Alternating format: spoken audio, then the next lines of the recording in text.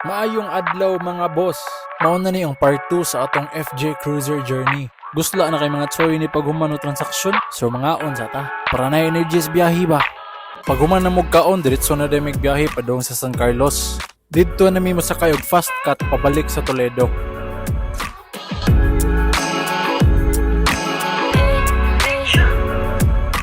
Sa panahon naman na kailangang tumulong sa dagat, ilagay ang kaliwang kamay sa kanang balikat para suportahan ang life jacket. Ilagay ba? Ilagay. Silin ang ilong ng kanang kamay. Sino yung ilong Isara ba? ang bibig. Pagdikitin ang mga paa Sino yung bago tumalon. Damn! Put on your life jacket. Please wait for further instructions. Si Miratol na ta diring tapita da. Aksyon na tagkabalaka ni.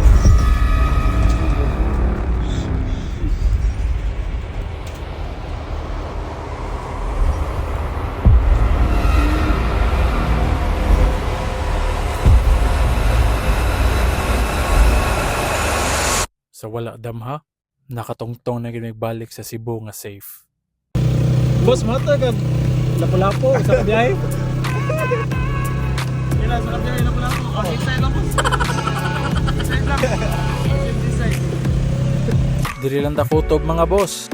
Always remember, umulan, umaraw, bumagyo, ang Lapu-Lapu Auto Sales, andam mo serbisyo kaninyo.